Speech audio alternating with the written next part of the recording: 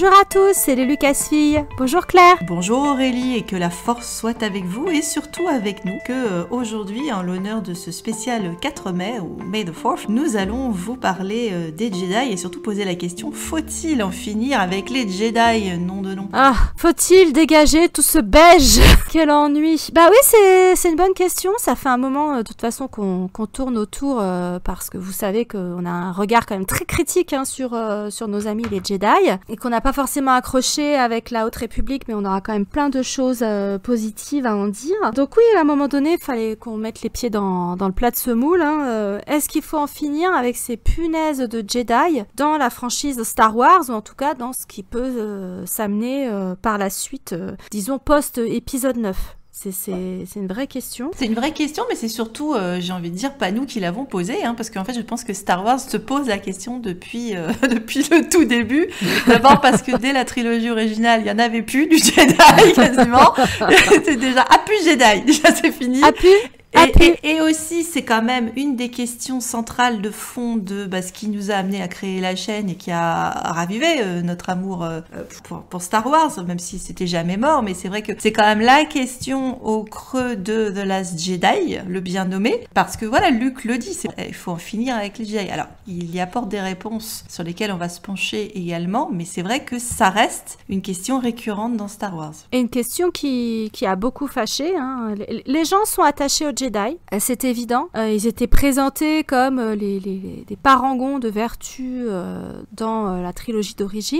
Des parangons de vertu, en tout cas wannabe, ils avaient cette prétention dans la prélo. Et puis dans la postlogie, le message se trouble un peu, se modernise, pour finalement être laissé en suspens dans l'épisode 9. C'est très frustrant. C'est très frustrant parce que c'est une question philosophique qu'on peut se poser en dehors de Star Wars pour n'importe quelle religion organisée, n'importe quel ordre religieux. Et Dieu sait si des vieilles religions de plusieurs milliers d'années, comme la religion Jedi, dans notre monde à nous, ont forcément eu à se poser cette question-là à un moment donné. Donc ça nous permettra aussi d'avoir des éléments de réponse par rapport à Star Wars. Oui, je te dirais, nuancerais un petit peu quand même quand tu dis que c'était des... Alors, on nous les présente, oui, comme des parangons de vertu, mais en même temps, le message, pour moi, il a été dilué d'entrée de jeu, parce que t'as quand même tout le temps un décalage entre ce qu'on te dit et ce que tu vois à l'écran. Il est présent dès la trilogie originale, en fait. Mm-hmm. C'est vrai qu'il y a énormément de choses que les gens projettent sur les Jedi. Le problème, c'est Luke. Pauvre Luke. Vraiment, faut qu'on fasse un épisode spécial sur lui, parce que c'est vrai que les gens, quand ils fantasment Jedi, ils fantasment à partir de Luke. Est-ce que Luke est un Jedi? Je sais bien que c'est ce qu'on nous dit, mais quand Luke il dit je suis un Jedi comme mon père, son père n'était pas vraiment un Jedi très standard, et je suis d'accord qu'il est plus un Jedi comme son père que comme n'importe quel autre Jedi de la secte dite Jedi. Et c'est vrai que c'est déjà un gros bordel, cette secte en elle-même. C'est vrai qu'on va pas rentrer dans l'univers étendu et le lore, parce qu'on va s'en sortir, faudrait des épisodes entiers. Encore une fois, comme d'habitude, on va se concentrer sur le plus gros, en fait, les films, mais aussi un petit peu de ce qu'on a pu voir dans les séries. Ce problème, c'est qu'il y a toutes les BD, les bouquins, les machins, et c'est vrai qu'il y a énormément d'éléments qui peuvent être apportés, mais je dirais que le commun des mortels et le commun des fans n'a pas forcément accès à toutes ces informations, et qu'il y a déjà quand même suffisamment de matos à discuter et à critiquer dans ce qui nous est donné, quoi. Oui, c'est vrai que dès la trilogie d'origine, Luke se démarque par le fait que, tout en recherchant un enseignement et en voulant devenir un Jedi comme son père, qu'il adulait déjà du temps où il était resté sur l'idée que c'était un pilote, il rejette les commandements de ses maîtres systématiquement. Il dit non, je ferai pas ça, etc. Il continue à suivre ses sentiments, son compas moral, et il se laisse pas endoctriner finalement. Quand même affaire à deux maîtres Jedi qui lui demandent de sacrifier ses amis et de tuer son père. C'est lourd quand même, c'est très très lourd. Donc ça jette quand même un éclairage moins flatteur sur la doctrine Jedi, y compris sur ces personnages qu'on adore, qui sont Obi-Wan et Yoda. Quand on prend un peu de recul, on se dit ouais, les Jedi ils disent des trucs sympas, mais ils font faire des trucs vachement moins sympas. T'as déjà cette espèce de dissonance entre le discours pacifique, universaliste, d'amour, machin, là, et puis très concrètement des ordres qui consistent à laisser des gens mourir ou à sacrifier des proches pour la cause. C'est très mitigé finalement le bilan à la la sortie de la trilogie d'origine. Et si les gens se sont plus identifiés à Luke, déjà parce que c'est le héros, etc., j'ose espérer que c'est aussi parce qu'il a dit fuck that shit, non, je vais faire ce que moi, il me semble juste en fait, et pas suivre aveuglément les préceptes d'une religion quasi éteinte. Je pense que s'il avait été formé à l'Académie Jedi pur jus, il aurait pas eu son bac. Hein. Luke, de même que Anakin, bon, la différence c'était qu'Anakin justement était torturé dans le fait de suivre les commandements, les règles, parce qu'il a été endoctriné beaucoup plus jeune, encore une fois à partir de 9 ans. Bon là on parle d'un garçon qui a 19-20 ans, hein. C'est pas exactement le même tout type, et c'est pas les mêmes conditions, et c'est pas le même bagage. Il a eu le temps d'avoir une enfance, d'avoir tout ça, donc ça fait partie des choses qu'il va falloir discuter. C'est sûr que il y a déjà, tu parles de dissonance, en fait on va jamais s'en sortir. Quand tu parles des Jedi, t'es toujours dans la dissonance et dans le paradoxe. C'est pour ça que c'est un gros foutoir. Si tu compares entre ce qu'on te dit et ce qu'ils font, donc les Jedi c'est un peu faites ce que je dis mais pas ce que je fais, il y a vraiment un problème. Et quand tu adules les Jedi, tu peux peut-être aduler ce qu'ils représentent dans ton esprit, mais en même temps, dans les faits, c'est quand même une bande de bolos, quoi. C'est-à-dire que quand tu alignes tout ce qu'ils font et tout ce que nous on voit à l'écran, à quel moment, parce qu'on n'arrête pas de nous vendre l'âge d'or des Jedi, à quel moment ils ont été au top? Parce que finalement, même quand tu vas dans la Haute République où c'est le top du top de l'ère dorée de machin, nous on les voit dans la merde, hein. Donc en tout cas dans ce qu'on a pu lire, parce qu'on n'a pas continué, mais on a bien compris qu'ils allaient être face à une série quand même de catastrophes où certains ça allait pas passer, quoi, si tu veux. Donc je sais pas à quel moment ça a vraiment marché pour eux. Je soupçonne que ça a marché pour eux, genre à la création, et après ça s'est très vite arrêté, parce que même rapidement il y a eu des questionnements qui ont été faits, parce que des démarches avaient été prises, des décisions avaient été prises, qui étaient déjà en contradiction avec leur esprit ou avec leur religion, ou ce que tu pourrais penser être leur philosophie profonde en fait. Après, si tu regardes le modèle immédiat pour les Jedi, ce serait le bouddhisme. C'est revendiqué par George Lucas, je veux dire, il se cache pas. Tout, depuis le look jusqu'à un certain nombre de discours sur la compassion, voilà, on est quand même beaucoup avec les bouddhistes. Tu as quand même un décalage entre les préceptes et ceux qui les appliquent. Ceux qui font les enseignements, ceux qui... Voilà. T'as un gros décalage. Alors là, je peux en parler d'expérience personnelle parce que j'ai pratiqué le bouddhisme pendant très longtemps. Et le fait est que le message du Bouddha, le constat qu'il a fait et les solutions qu'il veut apporter à la souffrance, etc. Dans le message, il y a quasiment rien à jeter. C'est très très beau, c'est criant de vérité. C'est encore empreint d'un tout un folklore hindou auquel on adhère pas, le karma, la réincarnation, etc. Mais le problème, c'est la mise en application à partir du moment où tu es pris dans un ordre religieux qui va de toute façon se scléroser. Et le fait est que moi j'ai vu des moines bouddhistes faire des trucs, c'était pas possible. Je dis, il est où le message du Bouddha là-dedans? Et j'ai l'impression qu'avec les Jedi finalement c'est la même chose qu'on observe. Déjà donc dans la trilogie d'origine avec cette espèce de dissonance entre le discours, la théorie on va dire de Yoda et Obi-Wan, et puis en pratique ce qu'il demande de faire à Luke qui paraît complètement délirant. Et dans la prélogie, George Lucas montre bien toutes les dérives qu'il y a à un ordre religieux qui s'est vraiment cristallisé, enfermé sur ses convictions, qui est beaucoup dans la posture et dont toutes les failles vont se révéler à partir du moment où il est vraiment mis en difficulté. J'ai nommé la guerre des clones, où là tu as vraiment un clash entre ce qu'il prônait et ce qu'ils vont être obligés de faire dans le cadre de cette guerre. Enfin, à aucun moment George Lucas nous les vend comme des exemples à suivre aveuglément. Luke ne le fait pas, Anakin ne le fait pas pour d'autres raisons, mais dans l'absolu, personne ne devrait le faire parce que c'est de la merde, quoi. En termes de pratique, c'est de la merde. c'est clairement ce qui est montré dans la prélo. Oui, mais même là aussi, tu as une dissonance, parce que moi, je suis tout à fait d'accord avec toi là-dessus, sur le fait qu'on avait l'impression qu'il y avait une critique de l'institution, de la part de George Lucas. En me penchant d'un peu plus près sur la question en préparation pour cet épisode, bon, ça m'étonne pas trop de Giorgio, hein, parce que des fois, Giorgio dit des conneries quand même. Hein, je sais. Oui, ça lui arrive de dire de la merde et de faire de la merde. Et d'en écrire aussi, accessoirement. Ça lui arrive aussi. Mais bon, il a des fulgurances, hein, et encore une fois, on lui enlèvera rien sur la technique et un certain nombre de bonnes idées, hein, voilà. Mais des fois les artistes peuvent dire des conneries sur leurs œuvres. Et donc justement, si tu l'écoutes, sa vision du Jedi, pour lui, c'est parce que en fait, il faudrait reposer la question c'est la question qu'il va falloir qu'on se repose, c'est quoi un Jedi, de quel Jedi on parle? Parce que tu commences à parler du bouddhisme, là, même là, il faut qu'on parle un peu plus des influences, parce que là aussi, c'est le bordel. Ah oui. Énormément. C'est pour ça aussi qu'il y a toutes ces peut-être ces contradictions internes. Il y en a déjà, comme tu viens de citer, à l'intérieur d'une propre religion, mais quand en plus t'as décidé de fourrer ton doggy bag avec absolument tous les restes du frigo au niveau des religions, forcément il y a des mariages qui vont pas aller. Peut-être que t'auras un sucré salé qui va fonctionner, mais t'as d'autres trucs qui vont te coller la gerbe, quoi. Et donc c'est clair qu'il y a quelques trucs qui sont sur le plan de la digestion très limite dans ce qu'il a concocté, le père Lucas. Mais donc lui, sa vision des Jedi, c'est quoi? Il les voit comme des espèces de flics / diplomates. Bon, c'est la Suisse, hein, un peu, ou l'ONU, tu vois, des casques bleus, voilà, c'est des casques bleus. C'est-à-dire qu'ils sont là à être là, à surveiller que les opérations se passent bien. Le fait est que dans la prélogie, premier épisode, c'est un peu comme ça qu'on te les montre. Ils sont censés juste être là, des médiateurs, pour garantir, exactement. Alors, on en reviendra après sur le fait qu'il y a des problèmes dans leur efficacité et tout ça, et voilà. Mais normalement, c'est ça leur truc, c'est des espèces de casques bleus. Mais en même temps, il en fait il en fait des religieux. Et il considère que c'est top du top. Pour lui, c'est ce qu'il y a de plus moral. Donc, pour lui, il n'y a pas de critique de son point de vue des Jedi, même s'il va les montrer à un moment où ça va capoter pour eux. Et ça, tu te dis, mais Giorgio, t'as écrit quoi alors? Parce que tout ce que tu as pris comme décision, parce que ce qui a été pris comme décision à la prélogie, nous on n'en savait rien hein, dans la trilogie, le vol des enfants hein, principalement. Mais ne serait-ce que le célibat.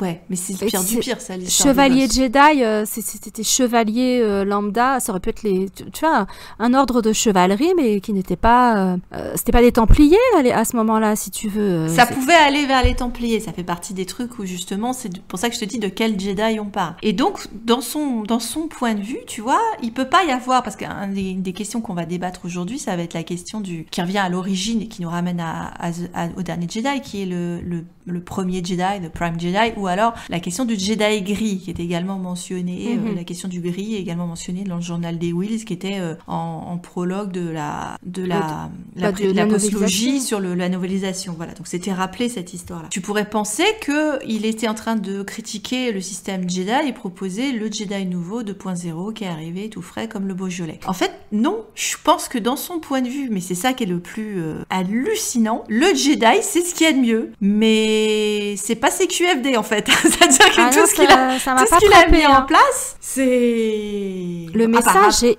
hyper... c'est vraiment pas clair du tout. Hein. C'est pas ce qu'il nous a montré, hein, encore une fois. Ah non, mais on est d'accord. Mais cela étant dit, nous, c'est ce qu'on voit. Je pense qu'il y a beaucoup de gens qui le voient. Il y en a déjà vu passer des critiques sur les Jedi. MJ en avait fait. Pop Culture Detective en a fait. Je pense que voilà, il y a plein de gens qui ont pointé, même sur des blogs ou des choses comme ça, les problèmes des Jedi. N'empêche que ce qui domine, c'est quand même la culture des Jedi. C'est faut-il en finir avec les Jedi? Est-ce que Star Wars peut en finir avec les Jedi? On répondra à la question en conclu.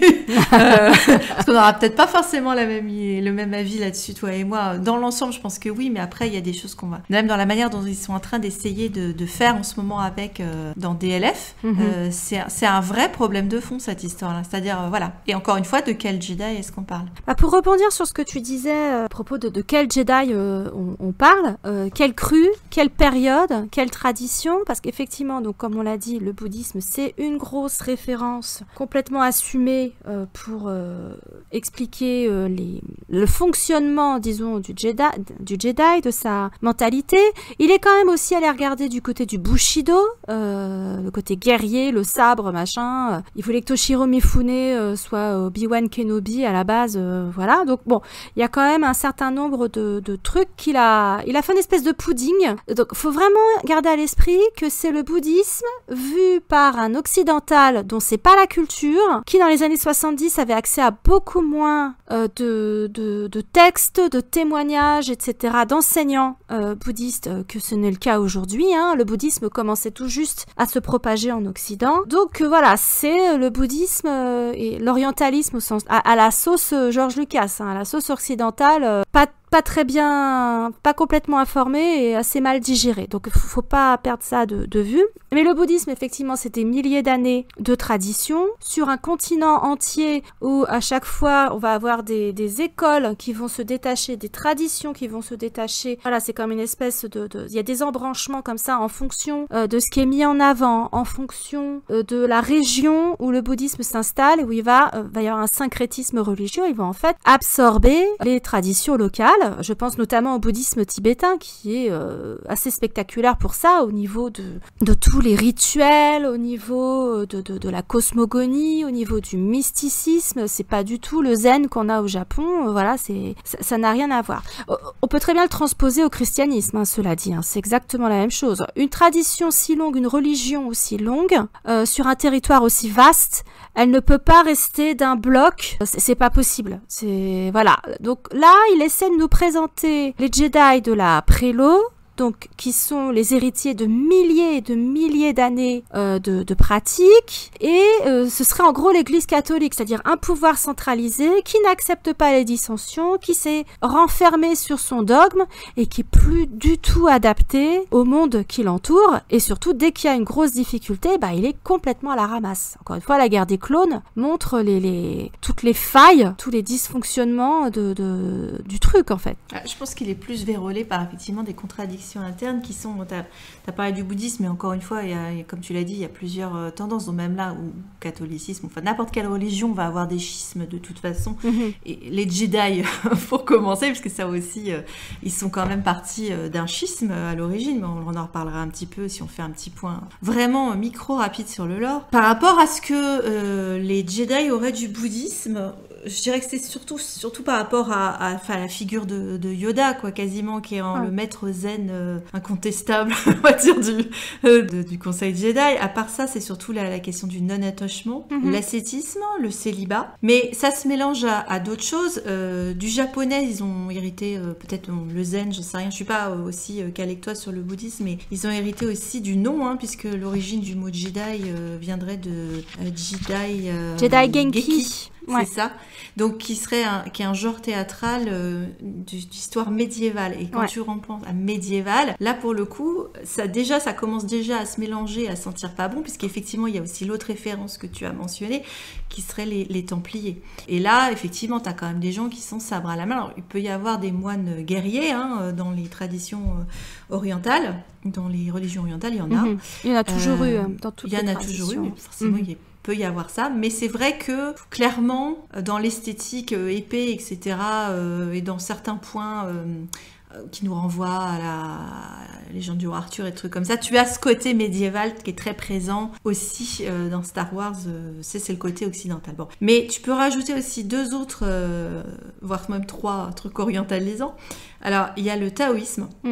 Oui. Qui est extrêmement présent. Et alors Star Wars aime beaucoup piocher dans le taoïsme, ne serait-ce que récemment avec le Mandalorien qui nous répète à longueur de journée que this is the way, ça veut dire this is the Tao, hein, très clairement. Donc on va le savoir, Tao Tao. Hein, donc ça n'a rien à voir avec les mystérieuses cités d'or. Ouais, c'est ça. Il y a le grand condor Millennium, tu vois, qui est pas très loin. Mais néanmoins, voilà. Et alors là, c'est déjà quand tu mélanges les deux, t'es dans la merde. Parce que chez les taoïstes, qu'est-ce qu'ils ont pris chez les taoïstes? Ils ont pioché l'idée de qu'est-ce que Star Wars a pris là-dedans? C'est l'idée de l'équilibre. Et le fait que toute l'existence humaine doit être, doit être en harmonie. C'est un monde où il n'y a pas de divinité. Donc, ce qui pourrait marcher avec Star Wars aussi, puisqu'on n'est pas dans un monde avec des dieux. Dans le taoïsme, ce qui compte, c'est le chi, donc la force, l'équivalent, qui circule entre tous les êtres vivants et qui repose également sur l'opposition, pas l'opposition, mais l'harmonie, justement l'équilibre entre le yin et le yang, la lumière, l'obscurité, le blanc, le noir, blablabli, blablabli, blablabli. Bon, ce que Star Wars a piqué en dehors de cette idée d'équilibre qu'ils n'arrêtent pas de mentionner, et de la force, hein, du chi, notamment on a quand même le nom de Qui-Gon, Chi Kong. Oui, ça veut dire... Donc, alors, on rappellera que Qui-Gon était un élément dissident au sein des Jedi. Donc déjà, tu vois, tu as un élément taoïste dissident parce que dans ce couple yin-yang, il n'y a pas de gradation de valeur. C'est-à-dire que les deux doivent fonctionner ensemble. Il faut les deux pour avoir l'équilibre et l'harmonie. Et donc, ça ne veut pas dire qu'il y en a un qui est caca et l'autre qui est génial. Donc déjà, c'est pas exactement la manière dont ça nous positionne, c'est positionné pour nous dans la prélo et dans la trilogie originale, mais c'est comme ça qu'on pensait qu'ils étaient en train de nous le positionner dans la post-flow. Oui. On en reparlera après.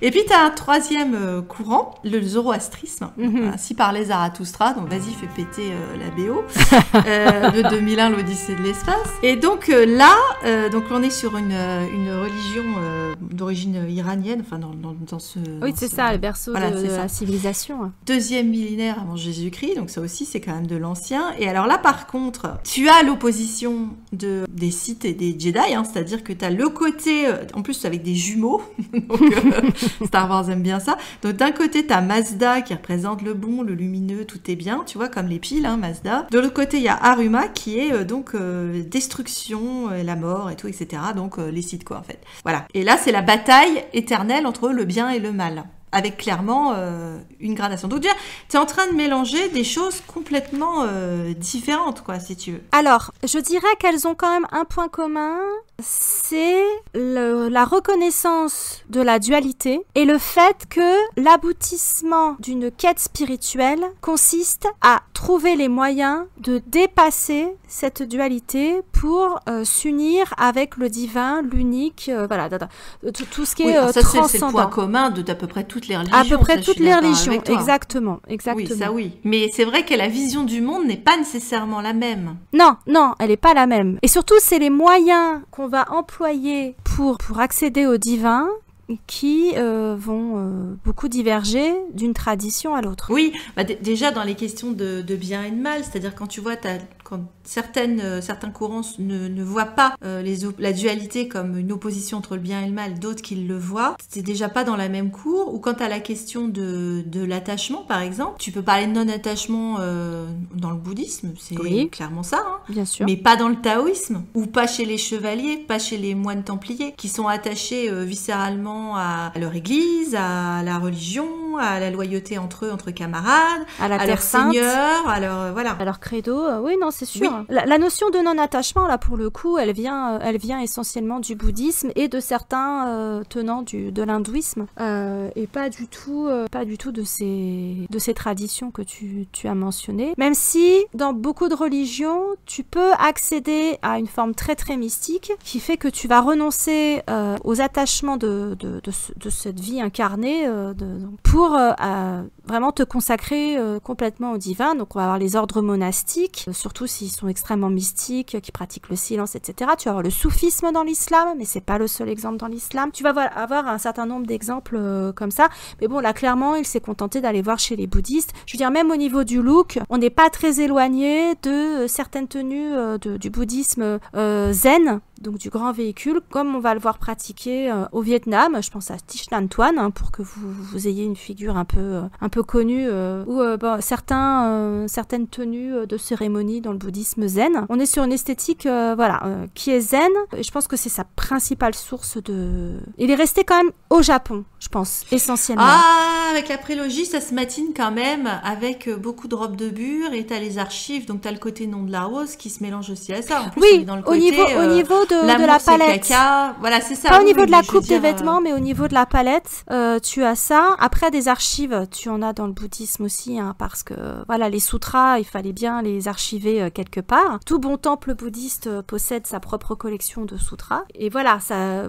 Porter par écrit la révélation qui a été faite aux fondateurs de la religion ou de l'ordre, etc., c'est un devoir monastique. Voilà, c'est typiquement, alors là, ça relève de la compétence et des obligations des religieux. Donc, ouais, mais dans le visuel sur Coruscant, il est quand même parti plus sur un visuel occidental, tu sais. Alors, occidental, oui, d'autant que quand tu regardes le temple des Jedi avec les tours tout autour, aux quatre coins, etc., alors là, t'es presque à la Hagia Sophia, hein. T'es presque même avec les chrétiens d'Orient, hein. T'as quasiment des minarets aussi. On peut très bien partir aussi sur l'architecture des mosquées, notamment ottomanes. Donc voilà, on est aussi sur ce genre c'est-à-dire, voilà, c'est ça. C'est que lui, il a bouffé à tous les râteliers pour essayer de construire un truc qui lui paraissait à peu près cohérent, mais je pense pas qu'il ait creusé plus que ça. Et quand tu commences à gratter un peu le vernis, ça tient pas la route, quoi. Ça tient pas vraiment la route et ça pose un certain nombre de problèmes. Surtout si lui-même avait pas conscience de la façon dont il les représentait, qui était franchement critiquable dans l'après-Lo. Pour moi, c'était un brûlot contre les religions organisées, hein. Moi, je l'avais vraiment reçu comme ça. Ah, mais moi, je le recevais aussi comme ça, mais c'est pas son point de vue. Il a jamais dit suce aux Jedi, hein. C'est ça qui est terrible. C'est-à-dire que quand tu trouves ces textes, c'est toujours... oui, ils vont être corrompus par la guerre parce que leur but, c'était de rester, je te dis, la Suisse. Donc à partir du moment où ils sont l'arme à la main à se mêler des conflits, potentiellement ils sont corruptibles. Même tu vois le côté, un autre aspect de la chevalerie, positionné de manière, qui était positionné de manière critique, on va dire, c'est-à-dire le côté, tu pourrais dire colonialiste pendant les guerres de religion, on va dire. En tout cas, pendant les croisades, le moment où les chevaliers se considéraient comme le dernier rempart contre la barbarie.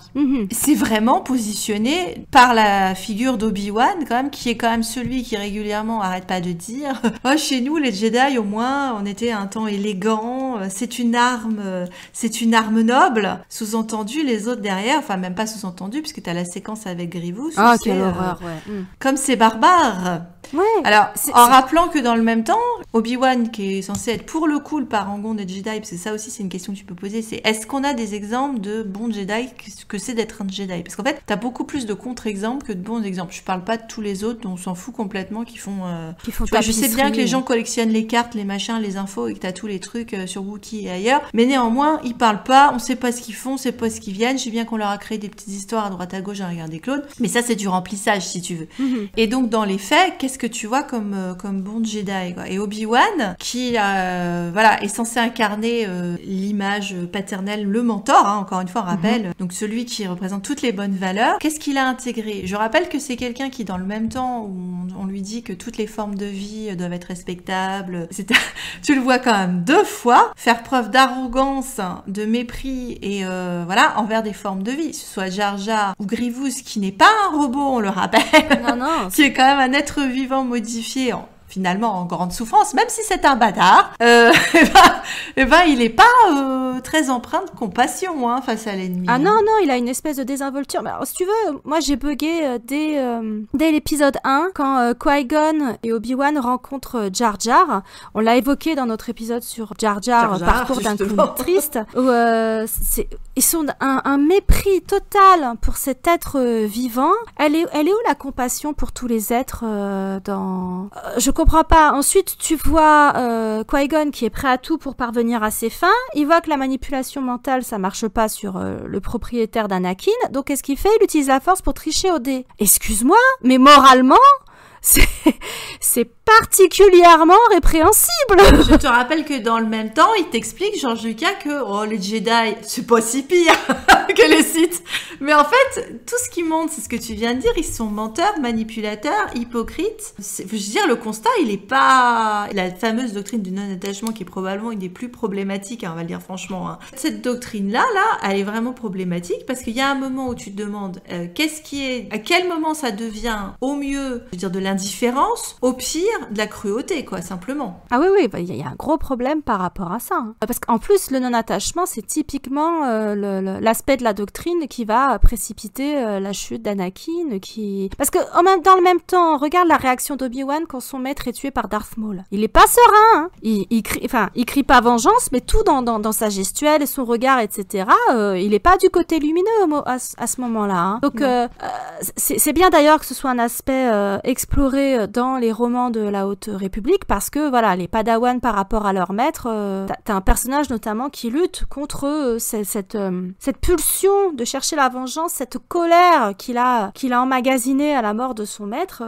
Donc c'était important qu'à un moment donné, mais malheureusement c'est pas fait dans les films. Donc ça c'est très embêtant. Donc déjà dans l'épisode 1, où les Jedi sont soi-disant au top, machin, ils s'en foutent des esclaves, ils traitent les autres formes de vie comme de la merde, ils sont capables de tricher, de mentir, mentir. Enfin, voilà, t'as une espèce de posture Jedi, béni oui, bien pensant. Et puis dans les faits, tout de suite, ça le fait vachement moins. T'as beaucoup moins envie de les imiter, quoi. Et ça, c'est juste l'épisode 1. C'est avant que ça parte en cacahuète. C'était déjà bien suffisant, parce que c'est vrai que si t'en faisais cette chose mystique et religieuse, donc ils étaient vendus de manière très, très floue, finalement, dans la trilogie originale. Bon, t'avais vaguement un ermite qui te parlait d'un temps où il y avait des défenseurs de la République pendant des milliers d'années. Voilà, bon, c'était coolos. C'était un espèce de magicien qui manipulait la force, ok. Certes, à un moment, on nous dit que Luke est trop vieux pour être formé, mais bon, c'est genre, il a 19 ans, tu vois, il aurait pu être formé. N'empêche que quand on te dit après, quand tu découvres après que ils les prennent bébés, alors là, la question du consentement, on en reparlera, hein, parce que adhérer à quelque chose d'aussi, parce qu'à un moment, Qui-Gon le dit à Anakin, qui est, c'est pas facile, hein, d'être un Jedi, hein, je veux dire, il y a des sacrifices, tout ça, bon, ok, mais alors, quand tu l'imposes à un gosse d'entrée de jeu, là, tu lui as pas donné le moment du choix, en fait. Non. Il n'y a pas de choix. Normalement, tu peux même pas, et même donner ce choix, comme Luke le fait après avec Grogu, avec, il choisit entre Mando et machin. Bon, tu me diras, il lui a au moins donné le choix. Oui, mais c'est pas un choix que tu donnes à un enfant, en fait. Non, mais c'est quand Yoda dit que Luke est trop âgé dans l'épisode 5, effectivement, il a 19 ans. Tu te dis, pour apprendre une discipline, etc., peut-être que ça paraît un peu tard. Sauf qu'après, t'as l'épisode 1 où Anakin a 9 ans, où il y a cette scène terrible où le conseil Jedi le traite comme de la merde, il est là au milieu de tous ces connards, excusez-moi, en robe de bure, qui disent « Ah, ta mère te manque, on a déjà largement eu l'occasion de l'évoquer. » Il est trop âgé pour commencer. Joe, il a 9 ans, donc si tu le trouves trop âgé, ça veut dire qu'en fait, tu prends les bébés au berceau pour les endoctriner. Qu'est-ce qu'un bébé? Qu'est-ce qu'un jeune enfant? Si t'avais le moindre doute, ils te le mettent après, en long, en large, dans les guerres des clones, oui. Non, parce que même là, tu vois, c'est qu'ils passent leur temps à s'enfoncer, en plus, sans arrêt, parce que c'est vrai que tu pourrais dire, non, mais attends, 9 ans, sérieux. Et en fait, oui, ils te le montrent bien après, parce que c'est vrai que dans le film, tu vois pas des bébés se faire enlever, mais après, ils te le rajoutent dans la série, ou même encore avec Grogu, on voit que c'est un bébé, quoi, tu vois. Et tu te dis, mais c'est pas possible, quoi, qui s'enfonce avec cette histoire-là. Non, puis en plus, les bouts de chou que tu vois déjà dans l'épisode 2, quand ils sont à la recherche de la planète perdue d'Obi-Wan, là, de Kamino, et les bouts de chou qui se font dézinguer dans l'épisode 3 par Anakin, ils sont pas encore en âge de prendre un engagement comme celui-là en toute connaissance de cause. C'est des enfants, c'est des tout petits enfants. C'est quand même un sacré engagement, on le rappelle, hein, t'as pas le droit d'avoir des émotions, t'es coupé de ta famille. On le rappelle dans le Kenobi, Obi-Wan il le dit, il a plus vu sa famille. Tu les revois plus, quoi. Non, c'est sont vivants. Tous les ponts. Alors en plus, on essaie de te le justifier, notamment par l'univers étendu. Oui, mais en fait, c'est les parents qui sont heureux d'offrir leurs enfants, machin, là. J'ai vu ça dans le nord de l'Inde avec le bouddhisme tibétain. Effectivement, des gens qui vivent dans la misère absolue vont donner un ou plusieurs de leurs enfants au monastère tibétain installé donc dans le Ladakh, etc., dans le nord de l'Inde et à Dharamsala, la capitale du Dalai Lama, parce que ça fait des bouches en moins à nourrir. Et moi, je les ai vus, les petits moinillons distribuer l'aumône, etc. pendant les enseignements du Dalai Lama. Faut voir comment les moines adultes les traitent, hein, à coups de pied dans le cul. Hein. Donc, je m'excuse, mais il y a un gros souci, là. C'est vrai que tu les verrais en train de s'occuper des orphelins, des machins, de faire des, je sais pas, justement, de faire des écoles pour essayer de les aider. Et à ce moment-là, ils font leur choix, tu vois, plus grand. Je sais pas, moi, pour le coup, en missionnaire, je sais bien que ça fait traite un temps au Congo, mais tu vois, ce serait limite ça, quoi. C'est-à-dire qu'au moins, oui, ils auraient vu peut-être des exemples d'éducation de machin, et ils prendraient ce choix, même s'il y a une part d'indoctrination, je veux bien, tu vois. Mais là, clairement, ils ont pas choisi.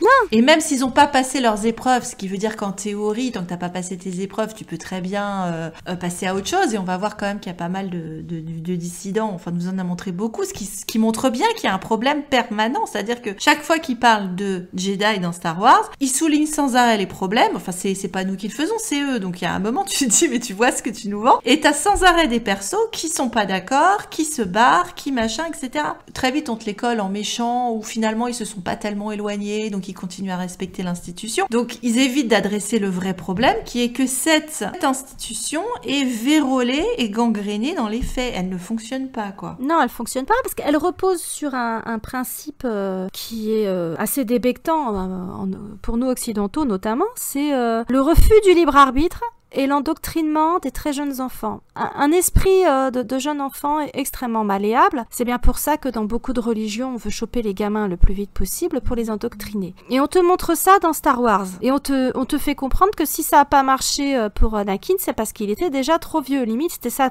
faute, tu vois. Non, les gars, en fait, vous êtes des connard. Enfin, à un moment donné, c'est pas défendable. Le postulat, il est pas défendable. Et puis, tu as raison de le dire, c'est vérolé depuis le début. Moi, je pense que la faillite morale des Jedi, elle apparaît avant même qu'il y ait la guerre des clones, dans le fait que oui, nous sommes des gardiens de la paix, nous ne sommes pas des soldats, comme le dit Mace Windu à Palpatine, mais vous vous mêlez de politique. Vous vous mêlez de politique. La vraie séparation des pouvoirs entre le religieux et le politique n'existe pas vraiment dans la République. Et c'est encore montré dans la Haute République, où effectivement, ils sont comme cul et chemise avec le Sénat, comme cul et chemise avec les chanceliers. Ça ne peut pas fonctionner. Ça ne peut pas fonctionner. Ça n'a sans doute pas toujours été le cas, mais c'est le cas depuis au moins plusieurs centaines d'années. Maintenant, on le sait a posteriori avec la Haute République, mais quand on voit la prélo, simplement, les films qu'on nous a vendus, ça a l'air d'être bien installé quand même. Et ça peut pas marcher à un moment donné. Le politique et le religieux, ça fait pas forcément bon ménage dans notre monde à nous,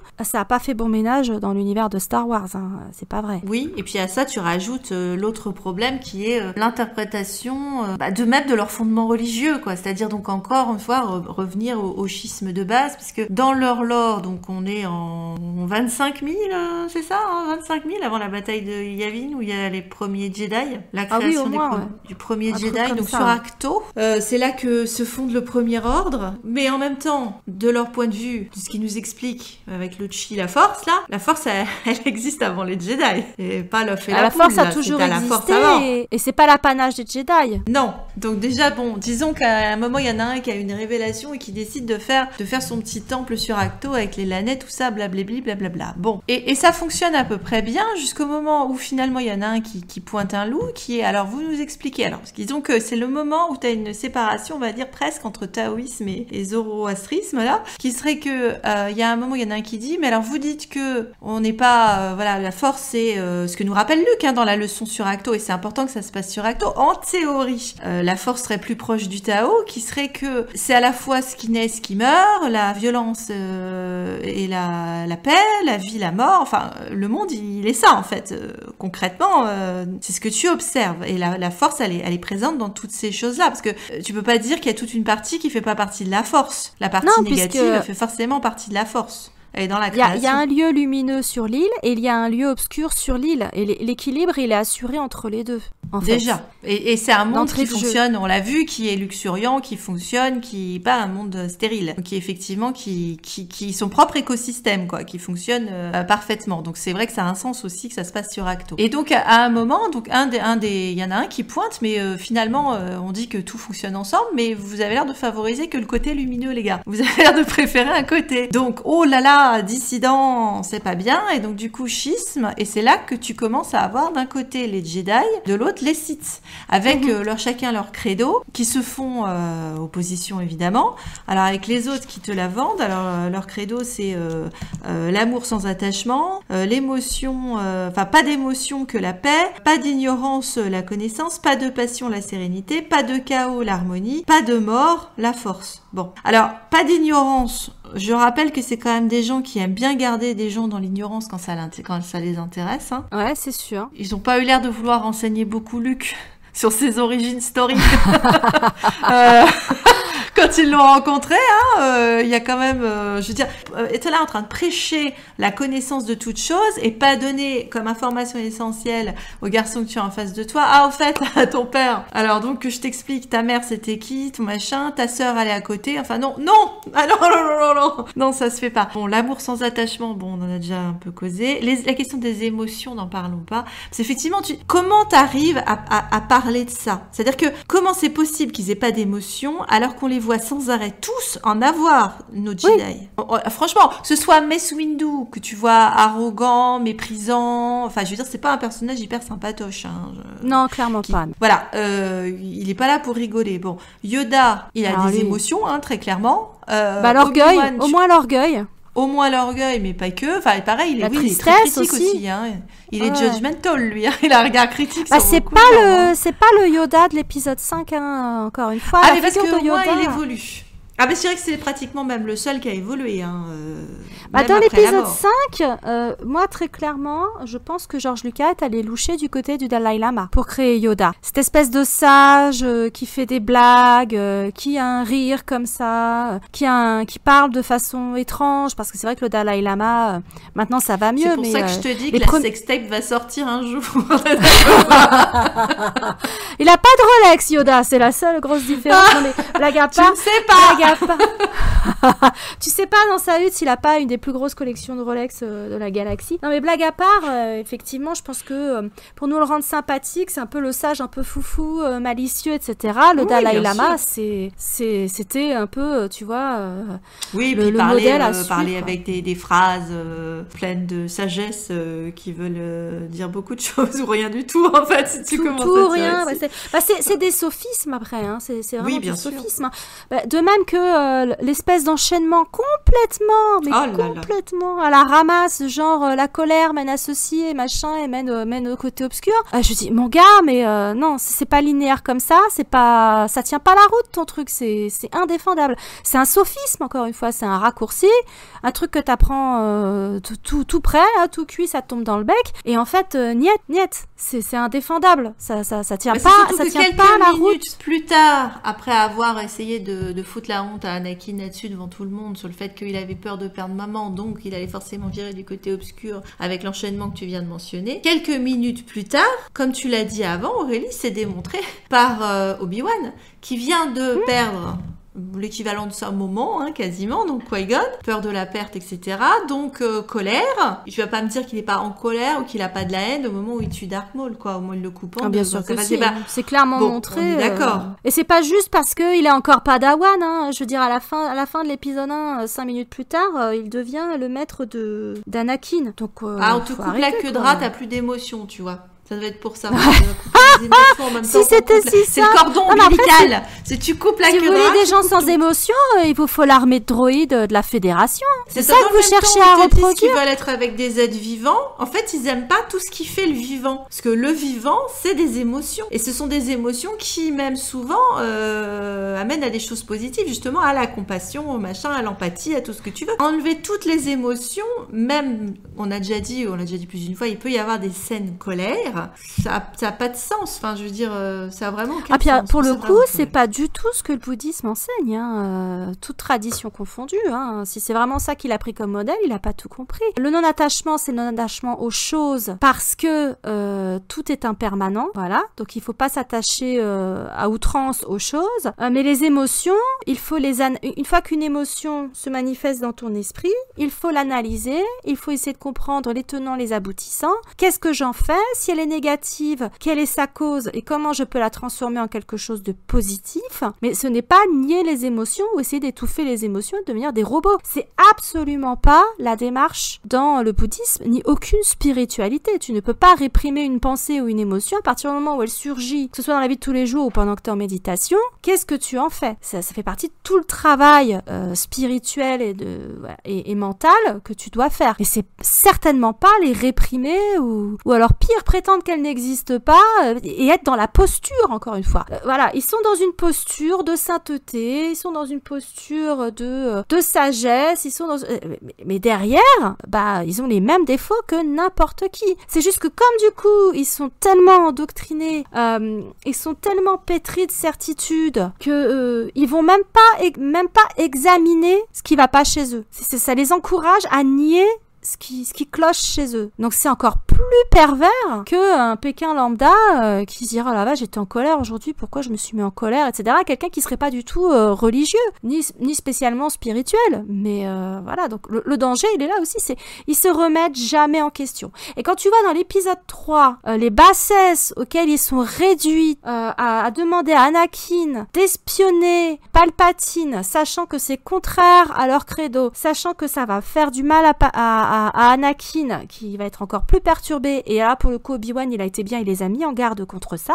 Je suis désolée mais c'est indéfendable. Pareil, vous vous battez avec des armées de clones, ce sont des êtres vivants, ils ont été créés artificiellement certes, mais ce sont des êtres vivants avec des sensations, des émotions. La peur de mourir, elle est où votre compassion là? au fin fond de vos sandales? C'est quoi le délire? Alors, ils ont un peu rectifié le tir avec les clones noirs, mais... Oui, bah, c'est bien que le clone noir sert toujours à rectifier le tir derrière, mais c'est surtout que le problème, c'est que la grande intelligence, la grande intuition, la grande perception de Jedi, une fois, est-ce qu'ils sont efficaces? On revient à leur mission de diplomate et de machin et tout ce que tu veux. Ils font de la merde.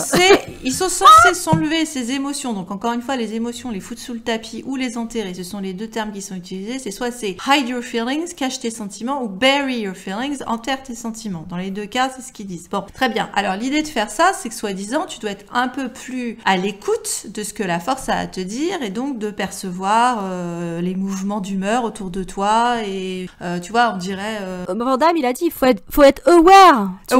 Voilà, c'est ça, c'est être à l'écoute de la salle quand tu rentres dedans, tu sais, tu vois à peu près l'ambiance. Bon, c'est des gens qui sont pas du tout à l'écoute de la salle, hein, que ceux qui arrivent dans des guet-apens, des machins, épisode 1, t'arrives dans le truc, ouais, l'autre qui dit I got a bad feeling, l'autre, oh moi je sens rien du tout, du tout, voilà, il va rien venir, je sais pas ce qui va se passer. Ils sont complètement à la ramasse de tout, ils ne voient pas Palpatine qui est juste à côté, ils sentent pas, il y a que 2 sites, hein, ils les sentent pas, il y en a que 2, il devrait être puissance 12 000 en termes de flair, tu vois, il devrait les bah oui, non mais en plus, à un moment donné, Yoda, pour essayer de justifier ça, je pense que George Lucas lui fait dire oui, mais le côté obscur de la force cache tout, etc., trouble tout, etc. Ouais, mais enfin, en même temps, il suffisait que tu fasses une investigation sur ce que Dooku vous a dit dans l'épisode 2, en fait. Ce qu'il a dit Obi-Wan.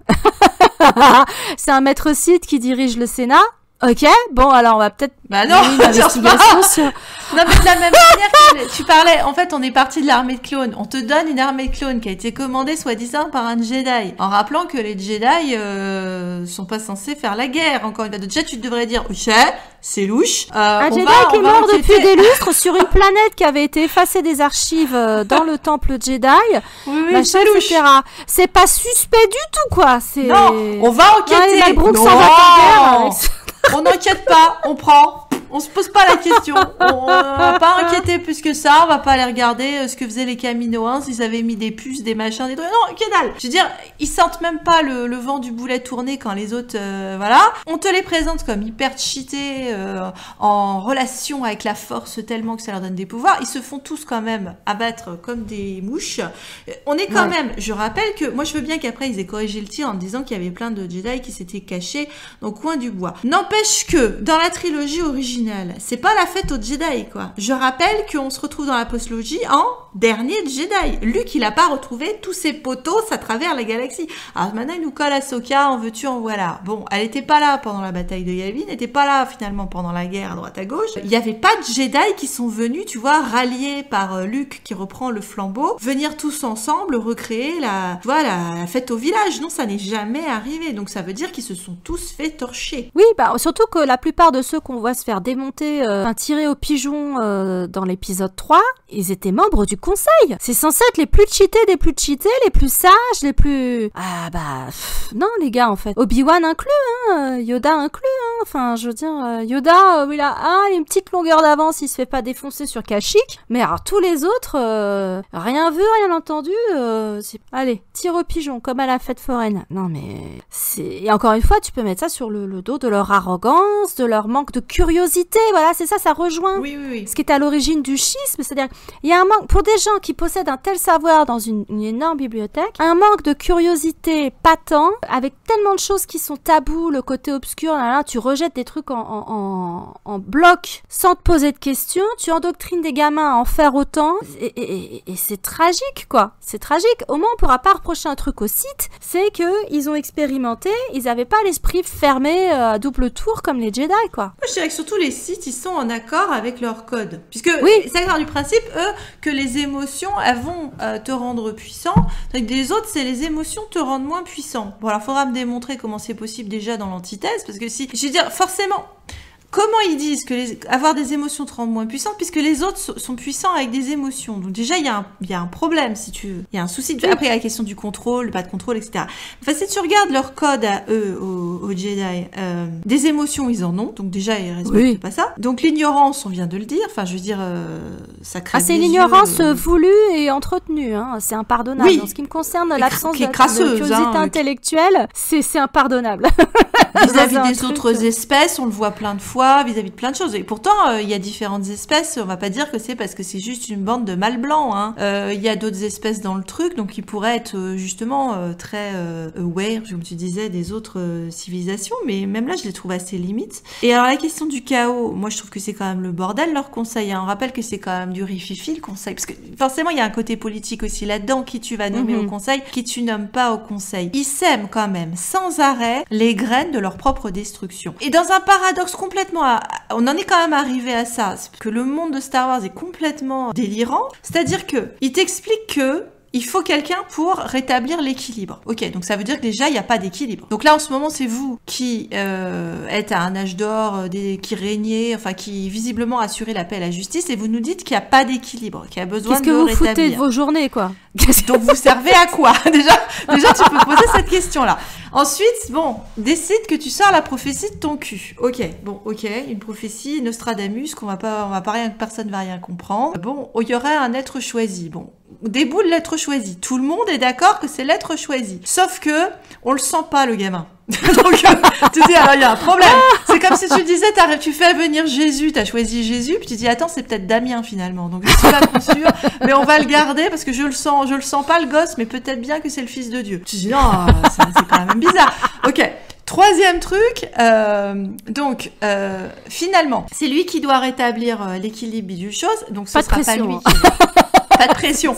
Bon, c'est pas lui qui va rétablir l'équilibre, mais ses enfants. Alors là, tu te dis, mais alors du coup, alors c'est pas ce qu'ils ont déterminé, mais du coup, c'est ce que la prophétie fait. Enfin, c'est ce qui se passe dans les faits. C'est ce qu'on a dans Star Wars. Alors, sauf si tu argumentes que en tuant Palpatine, Dark Vador, redevenu Anakin, a finalement accompli sa prophétie. C'est ce qu'on essaie de nous vendre dans le discours post-logique. Oui, mais il le fait que grâce à ses enfants. Oui. Bien sûr.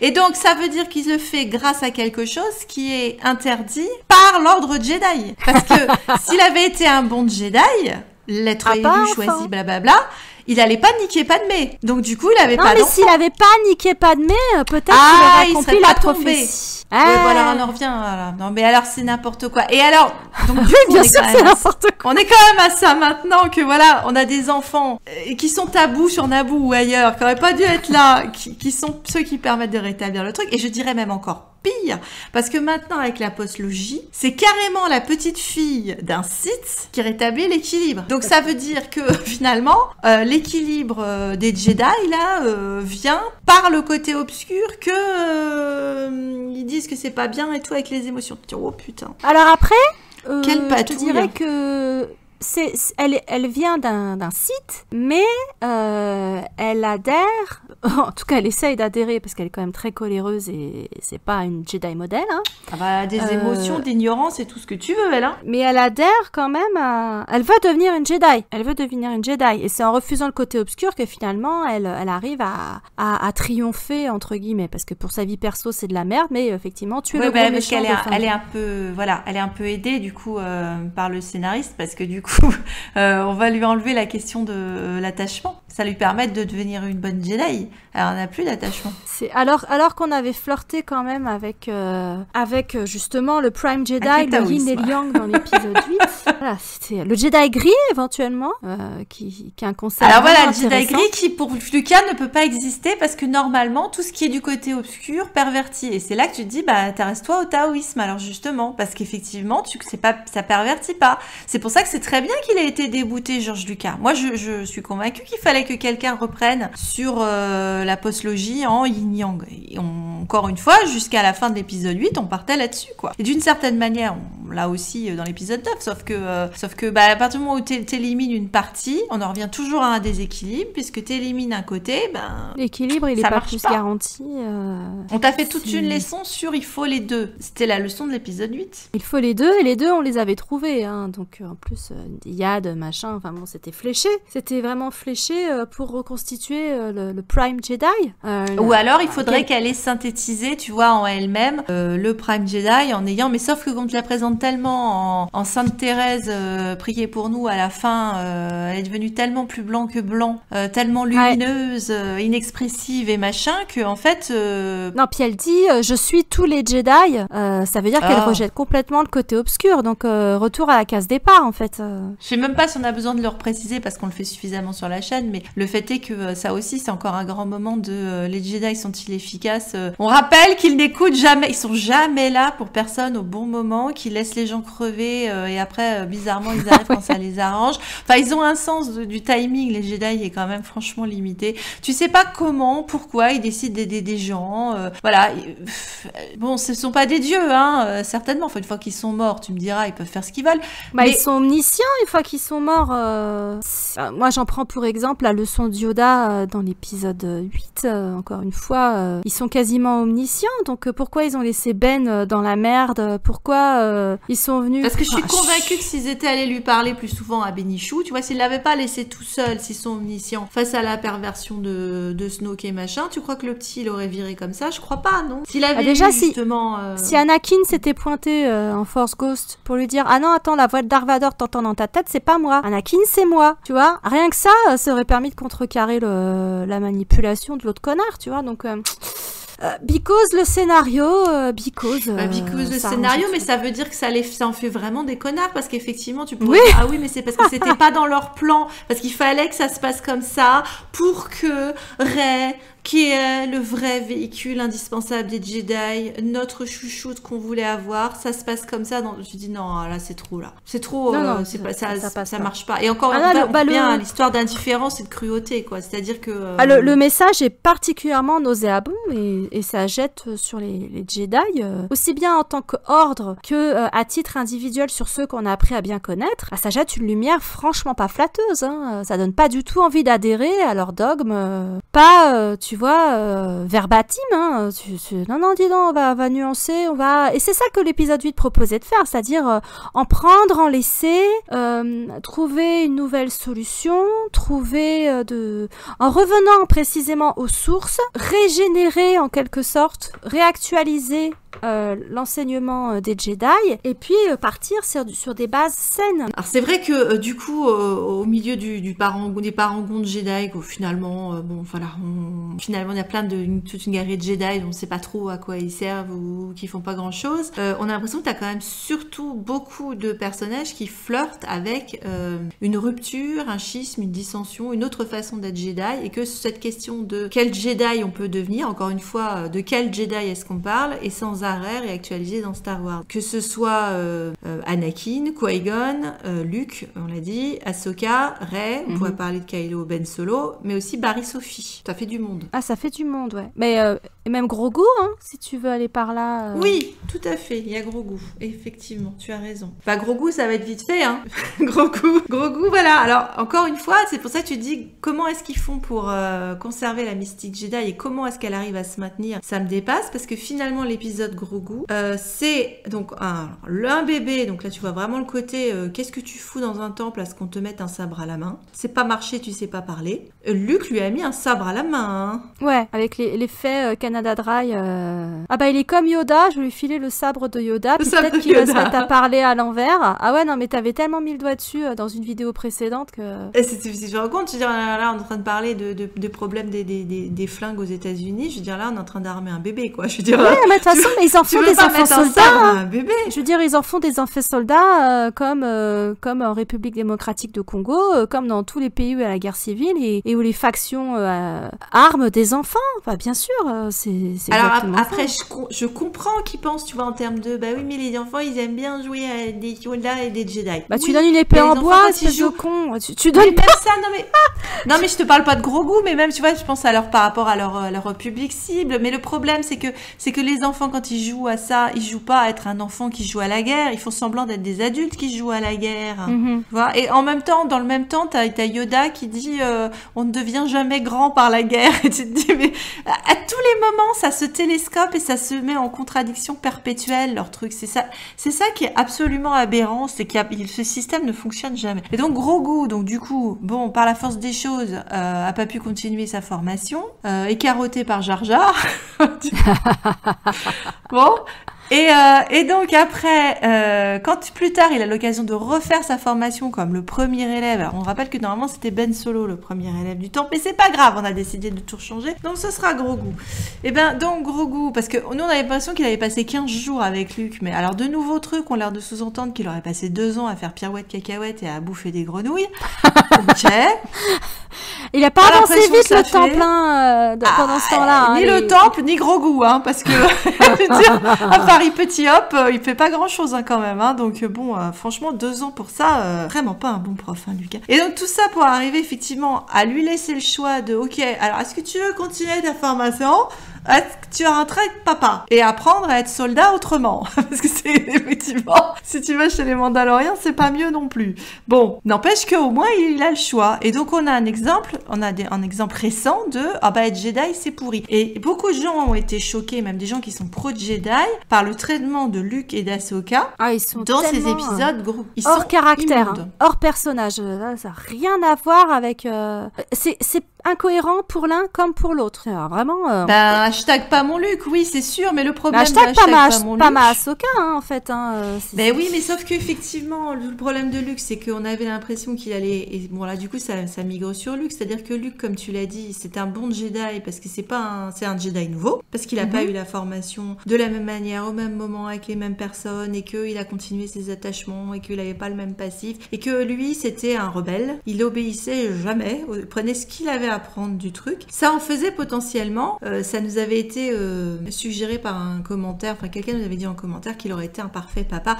Sans doute, ça aurait pu faire il est très positif le personnage de Luke Skywalker dans la trilogie originale, c'est bien le problème. C'est pour ça qu'on tient tellement au Jedi. C'est à cause de Luke. Parce que oui, c'est un bon Jedi, c'est un Jedi dont tout le monde rêve. Et que a priori, on savait pas qu'il allait finir moine ascétique, machin, célibataire. Il pouvait très bien, et d'ailleurs dans l'univers étendu légende, il l'était pas.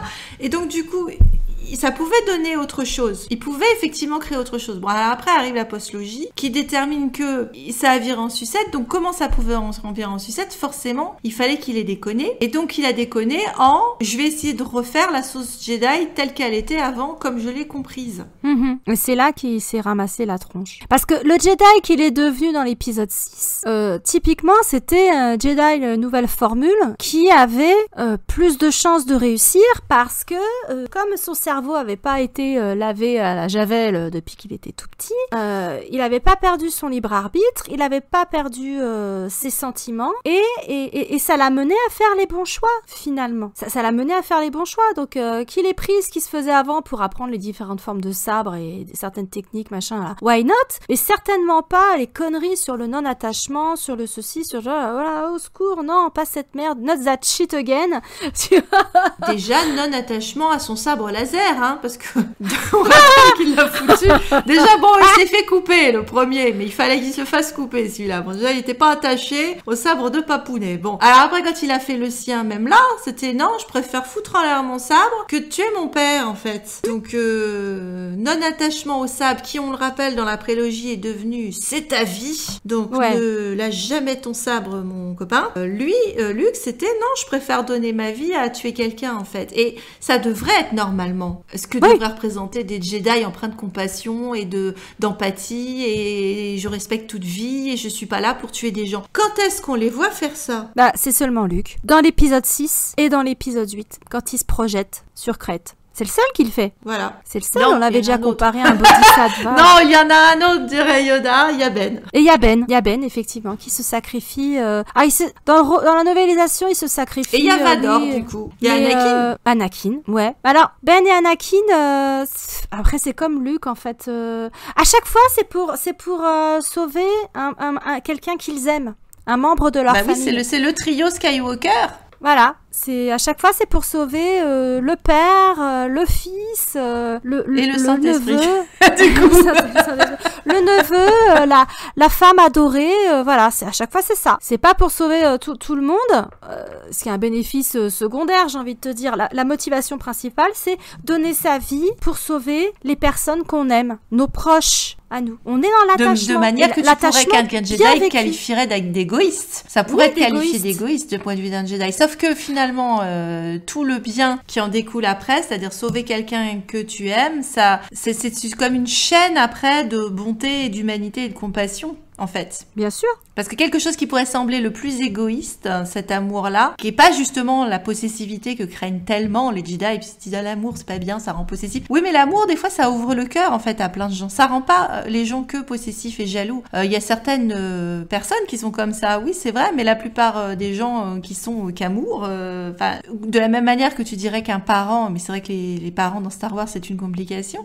Mais tu vois, quand tu es parent, normalement ton cœur il se démultiplie. Déjà, t'aimes quelqu'un à la folie pour avoir envie d'avoir des enfants avec. À chaque enfant qui s'ajoute, ton cœur, il s'est pas réduit, en fait. Il s'est comme multiplié. Donc, tu pourrais penser que l'amour que tu es capable de projeter sur un être vivant devrait ouvrir ton cœur à l'empathie et à d'autres êtres vivants autour, en fait. C'est surtout qu'en plus, résumer l'amour, de quelle forme d'amour on parle, t'as autant de formes d'amour qu'il y a d'individus et qu'il y a de situations. Donc, résumer l'amour à un attachement qui va forcément mener à la saisie, à la jalousie, à la possessivité, à la colère, la frustration, etc., c'est complètement con. Ça prouve que ces gens-là, on leur a montré que l'amour c'était caca depuis qu'ils sont tout petits et que finalement ils savent pas ce que c'est que l'amour. Est-ce que qui que ce soit sait exactement ce que c'est que l'amour? On a chacun sa définition, mais ils se sont même pas posé la question. C'est l'amour, voilà, c'est un mot qui regroupe une seule réalité et puis c'est caca. Bah les gars, vous avez rien compris en fait. Vous avez rien compris pourquoi? Parce qu'on vous a chopé quand vous étiez tout petit, on vous a privé de l'amour de votre entourage, etc. Là, ce qui était la grande force d'Anakin, c'est qu'il a été élevé dans l'amour par sa mère, qui socialement n'avait aucun statut, c'était une esclave, etc. Mais il a manqué de rien, ce gosse. Il a été aimé, ce gosse. Et y renoncer, comment tu veux y renoncer si tu as su ce que c'était? C'est impossible. C'est monstrueux de demander ça à qui que ce soit. De l'imposer à un enfant qui sait pas encore mettre des mots dessus, c'est déjà monstrueux. Mais de le retirer à quelqu'un qui sait ce que c'est de la cruauté à l'état pur. Ou de l'ignorance. C'est l'ignorance, ils savent même pas ce que c'est. C'est une vision complètement simpliste des choses et des êtres. Sans parler du fait que tu vois, ils sont sans arrêt en train d'essayer de t'expliquer que mais non, mais en fait les Jedi sont pas contre la sexualité, mais ils sont contre l'amour. Il y a vraiment que baiser c'est ok, et c'est vrai que apparemment c'est ce que développe en partie la Haute République, puisqu'on a appris qu'ils avaient le droit de faire des expériences dans les dortoirs. Exactement, ils ont le droit. T'as pas passé tes épreuves, vas-y, tu peux te tripoter, y a pas de souci. Allez hop, on peut coucher, on peut baisouiller. Donc, mais sans amour finalement quasiment. Donc c'est pire, moi je dirais, comme représentation. C'est hyper perturbant parce que finalement alors ce qu'on va te vendre comme acceptable c'est le sexe sans amour. Je n'ai rien contre le sexe sans amour, on est au 21e siècle, voilà, enfin je veux dire les gens font ce qu'ils veulent avec leur corps, c'est voilà, mais te dire que la seule façon où tu vas connaître l'amour physique entre guillemets c'est sans amour, c'est franchement glauque. Le message il est franchement glauque.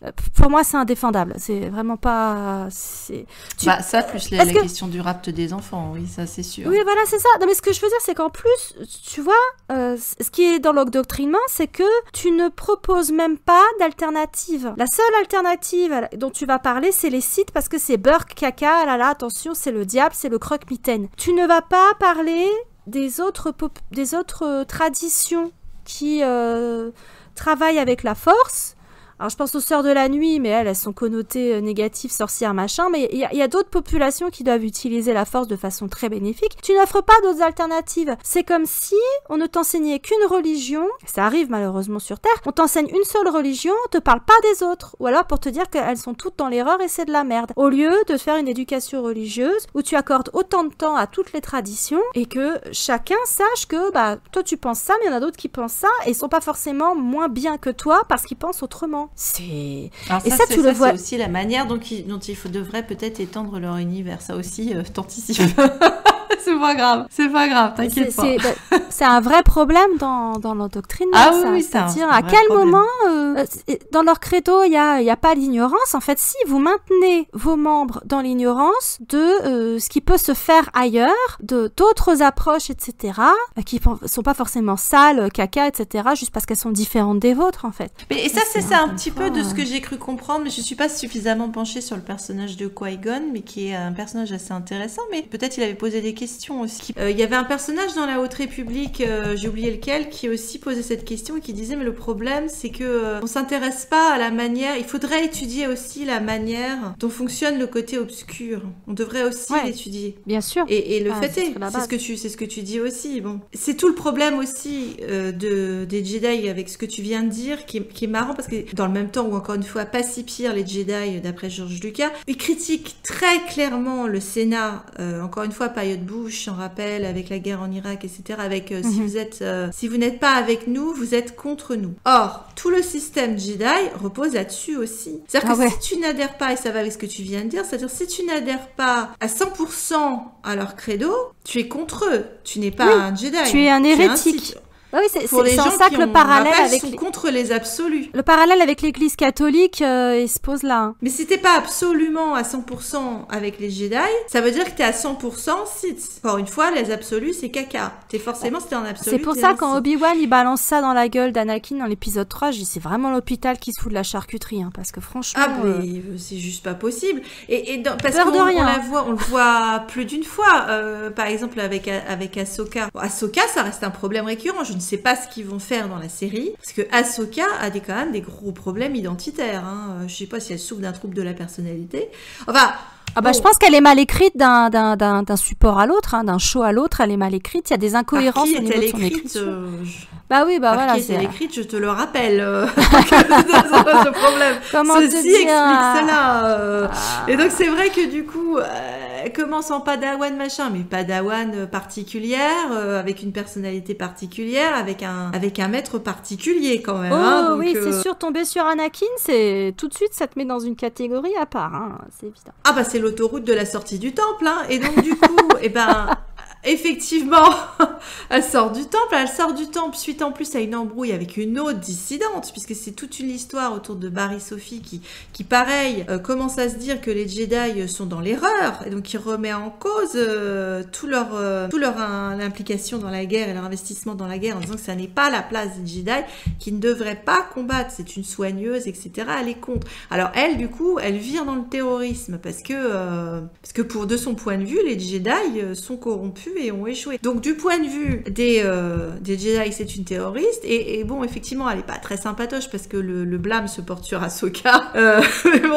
Mais bon, néanmoins, c'est ces deux personnes-là qui remettent en cause le système. Du coup, Ahsoka est virée quand même de l'ordre. Ah oui, c'est dans leur grande sagesse et leur grand discernement, ils ont dégagé Ahsoka qui était innocente. Hein, on rappelle. Voilà, ils la dégagent. Après, ils disent non, on a fait erreur. Finalement, quand la vérité éclate, on va bien te récupérer. Bon, elle a au moins cette intelligence que je vais lui concéder que non, vous avez plus voulu de moi, hop, je me casse. Allez vous faire je vais chercher ma voie ailleurs. Sous-entendu, tu peux vivre ta religion, hein, d'une certaine manière. Tu peux vivre ta force autrement, là. Tu peux peut-être avoir une autre utilité dans l'univers, dans la galaxie, etc.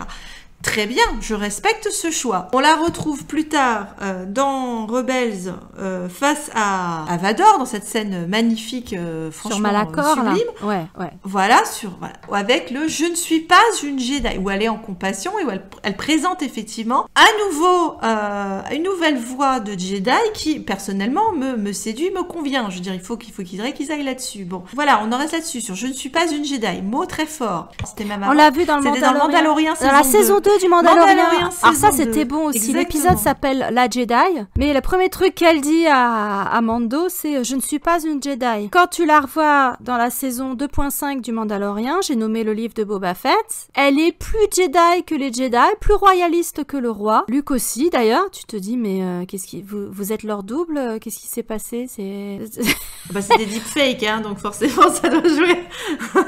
Il y en a une qui a perdu à l'animation, tu vois, entre l'animation et le live, elle a dû perdre des neurones, et l'autre en deepfake, il en a perdu aussi, si tu veux. Je sais pas ce qui s'est passé, mais ça fait peur pour ce qu'ils vont faire, parce que qu'est-ce que t'es? T'es une Jedi? T'es pas une Jedi? T'es devenue quoi? Parce que même dans la partie, encore une fois, dans Rebels, quand elle était en mode full Gandalf blanc, là, tu vois, et youpla, elle était très distinctivement autre chose, quoi. Elle proposait une autre voie. Enfin, elle était prête à former un jeune, mais elle était plus affiliée aux Jedi.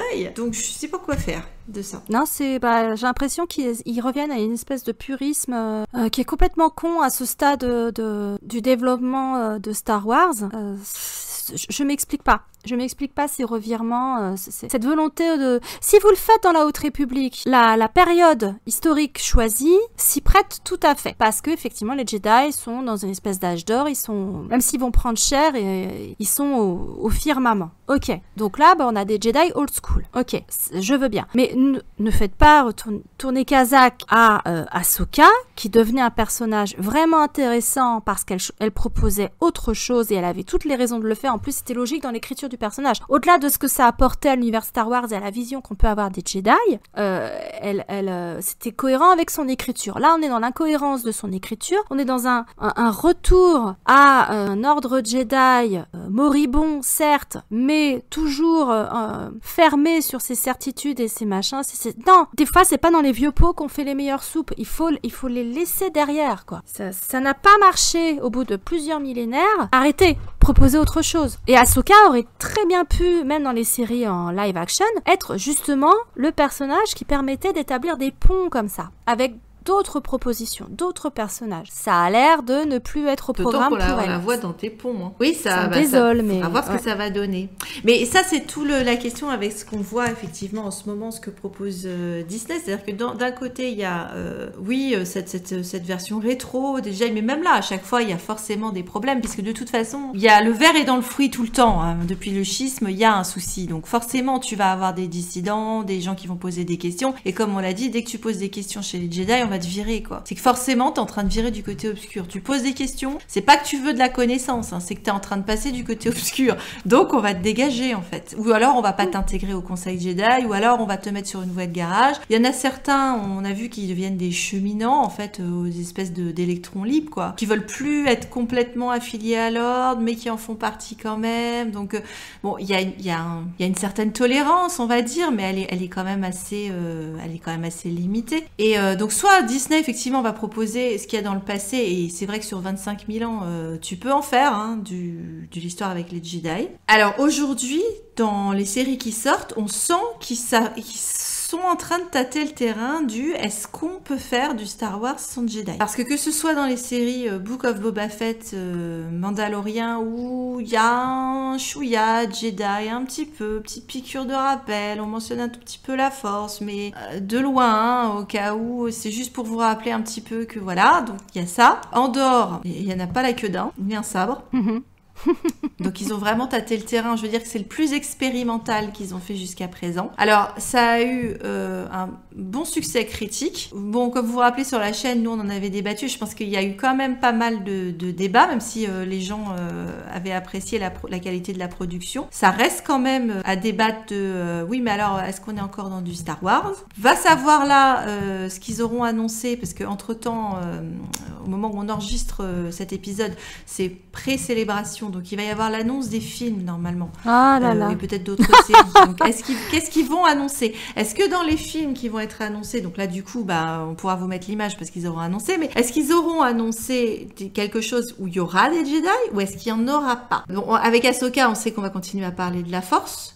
Mais tu vois, il y a d'autres choses qui étaient en discussion. C'est vrai qu'en ce moment, t'as l'impression qu'il y a des projets qui viennent, qui meurent, qui avortent avant même d'être sortis. Ouais, t'as l'impression que c'est le bordel à DLF quand même. Hein, comme chez les Jedi, tu vois. Ouais, c'est un peu ça. Alors, moi, si tu me demandes, mais du coup, de toute façon, même si tu me demandes pas, parce que je vais donner mon avis dans tous les cas. Je t'en prie. Alors voilà, donc du coup, c'est vrai qu'avec The Last Jedi, puisque c'était le début de notre propos, ils avaient posé la question de faut-il s'en débarrasser? La réponse qui était faite par Rian Johnson, puisque la question est à la fois soulevée par Luke et par Ben, donc, qui était un autre Jedi dissident dont on n'a pas parlé, mais vous savez assez ce qu'on pense pour que, voilà, on va pas en remettre une couche, c'est serment aujourd'hui.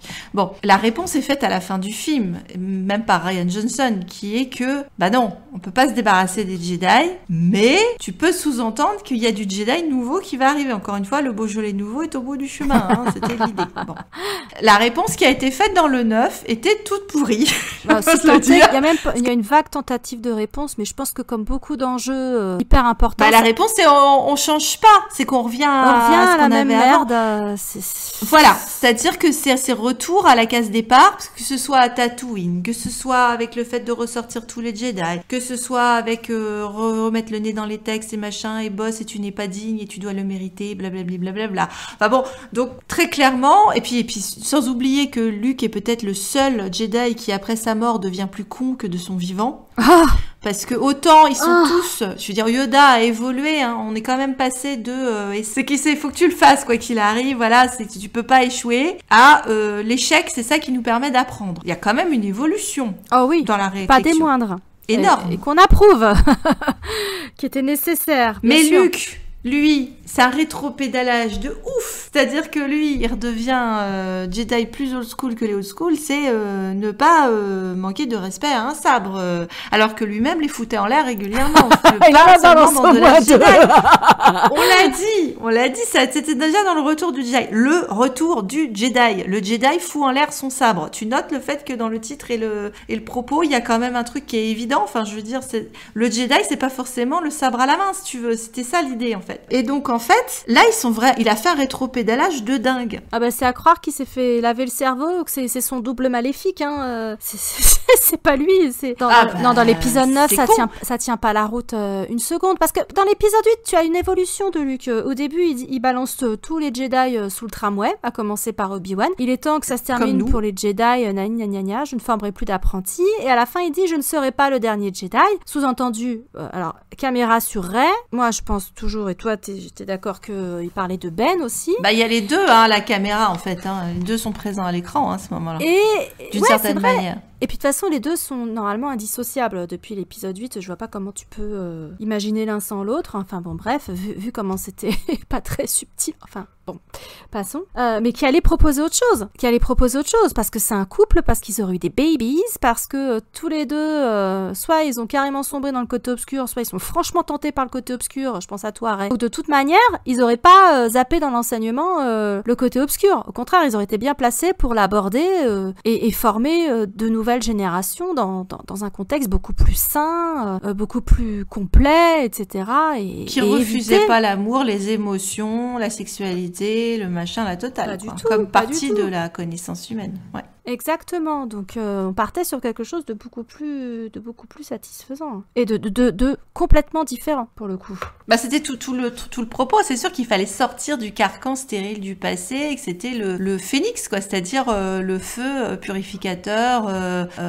Fallait que le Jedi renaisse de ses cendres. Hein. C'était toute la mystique du film en fait et ce qui était nécessaire. Et c'est vrai qu'il y a eu du feu hein, qui a été fait dans le 9, mais ça se termine dans un contexte stérile. Alors dans le même temps. Ils ont gardé les Jedi, tu vois. Ils ont gardé les Jedi. Et nous, comme on l'a dit, enfin, je pense que tu vas aller dans ce sens-là aussi. Alors après, toi, t'as pas abordé Cassian de la même manière que moi, très clairement. Mais je vois pas comment ils peuvent se débarrasser des Jedi parce qu'effectivement, le Jedi, c'est Star Wars c'est les Jedi. Le fait est, je veux dire, ça a été livré comme ça. Oui, bien sûr que tu peux développer dans l'univers, il y a plein de choses parce que c'est un univers tellement large que tu peux imaginer n'importe quoi. Et après, probablement en plus, quand on est rôliste, on est probablement plus sensibilisé à ça et à tous les chemins de traverse qu'on peut prendre. Je pense qu'il y a ça aussi. C'est des questions d'expérience. Ah, les Jedi, c'est chiant à jouer. Hein. Voilà, c'est ça la question. C'est la question des rôlistes. Je pense que le regard du rôliste n'est pas le même, si tu veux, parce qu'effectivement, il y a les contrebandiers. C'est tellement plus fun de jouer. Ouais, c'est tellement plus fun. Et je dis pas qu'il y a pas des gens qui adorent faire ça, parce qu'il y en a plein qui cosplay et tout, et en machin. Mais l'empêche que le cœur de Star Wars, c'était les Skywalker, et le cœur de Star Wars, c'était les Jedi. Donc si t'enlèves, on sait très bien qu'il peut y avoir du Star Wars sans Skywalker. Bon, déjà il y en a plus. Et puis quand ils en font avant, il y a des gens qui sont clients très visiblement, et il n'y a pas l'ombre d'un Skywalker. Donc si tu veux, c'est possible. Donc c'est possible d'avoir ça. Mais sans Jedi, ça, je sais pas. Ils peuvent pas évacuer les Jedi complètement de Star Wars, même pour ce qui va être proposé post-épisode 9, quand ils oseront enfin s'y attaquer. Il faut finir avec l'ancien Jedi, mais il faut proposer d'autres Jedi, ou comme tu avais commencé à le dire, d'autres manipulateurs de force, d'autres modèles, d'autres religions en fait. Autour de la Force. D'autres religions autour de la Force. Alors là, pour le coup, ce serait vraiment intéressant que quelques Jedi... on peut très bien imaginer qu'il y a encore des Jedi old school qui ont échappé à la purge, qui appartiennent à des espèces non humaines qui vieillissent beaucoup plus lentement, comme celle de Grogu, mais voilà, et qui sont encore dans la doctrine, machin, là, et on peut très bien les faire réapparaître sur le devant de la scène et les confronter à d'autres cultures, d'autres façons d'appréhender la Force, tout en ayant des aventures et des machins, etc. Mais c'est-à-dire que moi, je vois pas comment ils peuvent ramener les Jedi en mode Église catholique, c'est-à-dire extra ecclesiam nulla salus. Hors de l'Église, il n'y a pas de salut. Hors de l'ordre Jedi, il n'y a pas de salut. Il n'y a pas de possibilité d'étudier la Force. Je vois pas comment ils pourraient tenir cette position-là à nouveau avec leur Jedi. Pas post-épisode 9. Ça me paraît complètement con et franchement pas intéressant là pour le coup. De la même manière que quand tu élimines les Sith ou quand tu élimines un adversaire dans la Force, c'est chiant aussi en fait. Ah bah de toute façon, si t'as pas d'antagoniste qui te remue dans tes convictions et qui est parfaitement écrit pour justement mettre le personnage en difficulté, là j'ai un visuel du Joker d'Heath Ledger par rapport à Batman dans The Dark Knight, l'antagoniste parfait, voilà, tu as un exemple d'antagoniste parfaitement écrit par rapport à ton personnage principal. Il faudrait qu'on ait ça dans Star Wars. S'il y a que des Jedi qui sont pas malmenés et qui sont pas malmenés dans leurs convictions, ça n'a aucun intérêt. C'est peut-être une des choses que j'avais appréciées dans ce que j'avais commencé à lire de la Haute République, c'est que les Jedi là, ils vont être mis en difficulté.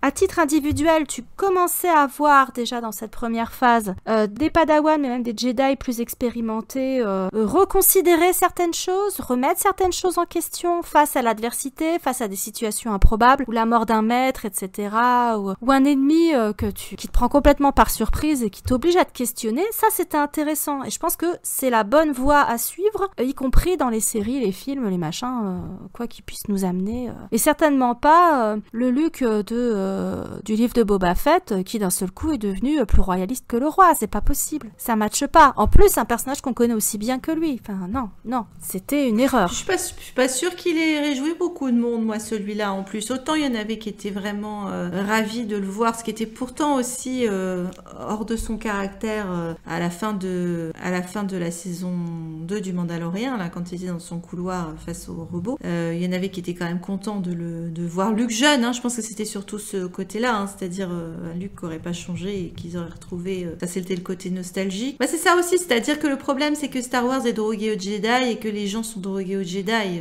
mais les deux sont, qu'on a dit, c'est indissociable. C'est-à-dire que je pense qu'il y a une idée, qu'est-ce qu'on projette des Jedi nous-mêmes, ou qu'est-ce que ça nous renvoie, tu vois, entre peut-être tous les gens qui ont joué à être des Jedi pour des choses, pas forcément d'être là avec le sabre à la main, mais tu vois, encore une fois, il y a toujours ces histoires de ceux qui s'amusent, comme Ewan McGregor, tu sais, à faire semblant d'ouvrir des portes avec ta main, enfin voilà,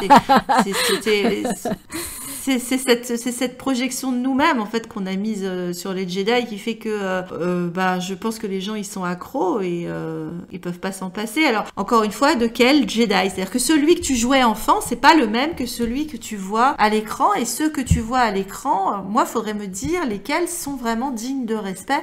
Dans la prélogie, je ne vois pas, je n'arrive pas à les trouver sympathiques.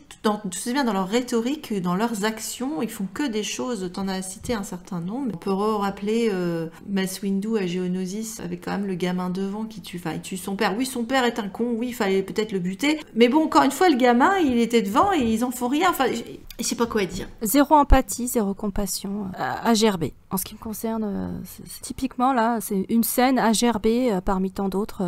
C'est pas défendable. Moi, je trouve pas ça défendable. Donc, difficilement. en plus, je te dis, avec l'histoire des gamins, c'est-à-dire que s'ils ont choisi d'être des moines templiers, très bien, je veux dire, tu l'as choisi adulte, c'est ton credo, c'est ta conviction, pourquoi pas. Et en plus, on peut pas dire qu'ils sont de père en fils, puisqu'ils sont pas censés avoir des enfants. Donc autant tu pourrais dire, chez les Mandaloriens, c'est pareil, il y a des gamins, alors ils récupèrent des orphelins. Alors, tu me diras, voilà, au moins c'est des orphelins. Ils vont pas les voler à quelqu'un. Ils les sauvent, Tu vois, là, c'est quand même... Oui, ils les sauvent, la personne en voulait, c'est des orphelins de guerre. Bon, alors, ils les remettent dans la guerre, ça pourrait se discuter, mais bon... Enfin, il y a plein de choses que tu peux discuter chez les Mandaloriens, de toute façon. Ouais, mais à voir si les enfants recueillis doivent tous prêter le serment, ou s'ils ont le choix de s'éloigner ensuite pour faire autre chose. On n'a pas encore vu je sais pas, ça. mais voilà aussi une mystique intéressante dans Star Wars aussi, ça, effectivement, qui va ensemble, et tu vois, en plus, qui est lié par cet autre versant du Tao, puisque eux aussi sont sur le Tao, mais c'est une autre interprétation. Alors, ils sont pas dans la force, mais ils ont un côté sectaire comme les Jedi. Oui, non, clairement. Ah, c'est une secte, hein. Bo-Katan le dit d'ailleurs. Vous êtes une secte dans une société qui était déjà extrêmement martiale. C'est une secte de Sparte presque, tu vois. Donc tu te dis... Oui, c'est des Spartiates, tout à fait. Tout à fait ça.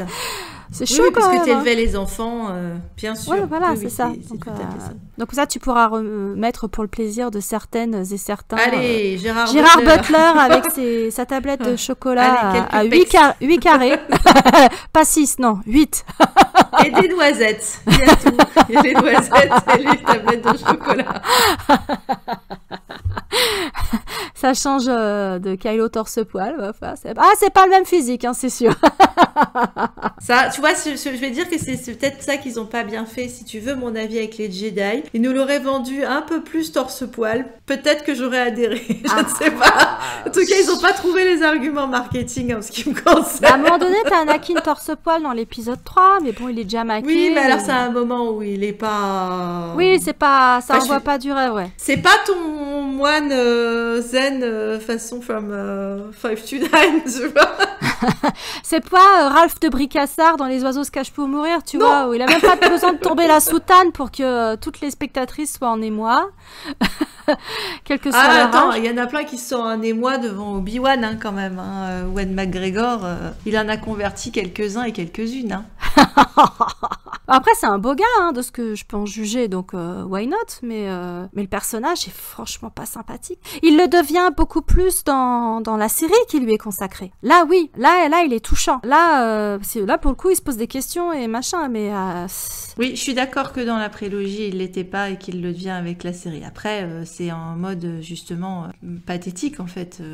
Là, c'est pareil. Hein, pour le coup, le héros déchu, ça peut être compliqué pour plein de gens. Je suis pas nécessairement d'avis, parce que ça aussi, c'est une question dont on débat régulièrement sur Star Wars, c'est-à-dire... et c'est vrai qu'on part beaucoup en ce moment sur du courant réalisme dans ce qu'ils nous proposent dans les séries. Il y a énormément de choses réalistes. De mon avis, trop réalistes, parce que je rappelle que Star Wars est là pour enchanter les gens. Et donc, du coup, est-ce qu'il faut absolument repartir que là-dessus? Je pense qu'il y a peut-être un autre moyen de le montrer sur un plan symbolique. Je trouve qu'on perd de plus en plus dans la symbolique, moi. Depuis l'épisode 8, ça s'est appauvri de ouf. Oui, et puis d'une certaine manière, je suis pas, moi, contre le fait que... Alors oui, c'est vrai qu'on arrive à beaucoup de nuances maintenant entre les gentils et les méchants. Nous, les premières, on le fait. Mais je suis quand même pas contre le fait qu'il y ait vraiment des méchants très méchants et des gentils très gentils. Moi, je suis pas opposée complètement à une vision manichéenne, tu vois, même si je suis plus proche du yin-yang, tu vois, du taoïsme, et puis des scientia et des choses comme ça, où clairement les Jedi pourraient être carrément avec les célestes coincés du cul, chiants en blanc et en beige. Ah, mais grave. Mais néanmoins, mais n'empêche que il y a quand même à l'intérieur de ces différentes populations, que ce soit, tu vois, les célestes et les démons dans les scientia, où là il peut y avoir de la nuance de personnages. Mais il faut qu'il y ait quand même des personnages foncièrement méchants et des personnages foncièrement gentils et héroïques. C'est ce qu'on avait dans la trilogie originale, et je trouve que plus ça va, plus ils ont l'air de s'éloigner de ça. Je le comprends parce que je suis une adulte, mais quelque part je trouve ça triste aussi. Parce que ça fait partie aussi du conte et du rêve et des choses comme ça, et plus on va vers du réalisme de guerre et des choses comme ça, et du PTSD et du truc, oui, certes, mais est-ce qu'on pourrait pas le faire autrement ou le tourner autrement? Bah, je pense qu'il faut quand même garder une partie de rêve et de manichéisme et pour les enfants, et pas uniquement sur des supports animés. Je pense qu'en live action, il faut aussi qu'on leur propose des choses très manichéennes. Oui, qu'on réenchante Star Wars, ne serait-ce que pour les gamins qui sont normalement... Mais pas que pour les gamins, nous aussi, je trouve qu'on a besoin... Nous, ça nous ferait pas de mal, hein, c'est sûr. Ouais, je suis assez d'accord. Et t'as besoin d'avoir ce truc un peu magique, quoi. Bah, surtout en ce moment où quand même... il n'y a pas grand-chose qui nous enchante. À commencer par Star Wars. Malheureusement, alors que là, pour le coup, c'est leur taf. Hein. Pas de vrai. Donc, en réponse à cette question qui nous a occupé pendant, je ne sais pas ce qu'on aura coupé, mais on va dire au moins au minimum 1h30. Alors, en sachant que cet épisode est en fait une préparation de travail pour nous, pour QC, où on aura présenté cette question. Alors, évidemment... de façon beaucoup plus concise, oui, voilà. Très synthétique. Et en fait, c'était notre brouillon. Ouais, on l'a fait dans le sens inverse cette fois-ci. Ouais. On l'a fait dans le sens inverse. On s'est dit que c'était le bon moyen d'arriver après nous à trouver la substantifique moelle, et puis aussi de proposer, non seulement parce qu'on le fait toujours, de vous proposer la version longue de ce qu'on a pu faire avec notre bâton de pèlerin, là, avec notre bâton de Jedi, tu pourrais dire quasiment. Mais là, c'est vrai qu'en plus... on marque le coup avec le 4 mai. Alors, du coup, la réponse, faut-il se débarrasser des Jedi? La réponse est non. Non, bien sûr que non. Il faut repenser les Jedi, il faut proposer une nouvelle version, voire plusieurs nouvelles versions de Jedi. En finir avec les Jedi, non. Et pas uniquement parce que, comme tu l'as souligné à juste titre, Jedi et Star Wars, Force et Star Wars sont indissociables dans notre esprit. Il y a beaucoup de gens qui aiment les Jedi. La Haute République a trouvé son public. Mais je pense que il faut vraiment proposer autre chose, montrer qu'ils peuvent évoluer et les lancer dans des aventures différentes, avec des personnages différents et des problématiques différentes. Et puis oser, surtout qu'ils osent enfin, justement, souligner ces paradoxes, ces dissensions, ces problèmes, qu'ils aient le courage de le faire et de dire que oui, il y a un problème avec les Jedi, parce que pour nous, il n'y a pas photo, il y a vraiment un problème avec les Jedi. Un gros problème. Et que quelqu'un ose dire, et parce qu'ils l'ont fait dans le 8, tu vois, ça a été fait, bon, avec rétropédalage, mais qu'on ose le dire et qu'on ose aller vers quelque chose de nouveau, dans l'infini et ailleurs. Donc écoutez, n'hésitez pas à partager ce que vous en pensez, à amener votre grain de sel à la conversation, ce sera avec plaisir. Ou le grain de sable. Ou le grain de sable, oui, parce que c'est Star Wars, bien sûr. Et le sable, ça rentre partout, y compris dans les commentaires. Y compris dans les culottes des Jedi. Des fois, ça leur bouche les oreilles ou les yeux aussi, peut-être, je sais pas trop. Mais on espère que ça va évoluer, que ça va changer, qu'on va enfin avoir autre chose. Savoir si la réponse nous a été donnée à Célébration. Donc ça, on peut pas le savoir encore, donc on verra s'il y a Célébration. Non, on peut pas le savoir, mais du coup, on vous mettra une image où soit on sera en train de pleurer, soit on sera en train de rire. Du coup, ce sera le mot de la fin. Et donc, on vous dit à très bientôt. À très bientôt et que la force soit avec vous.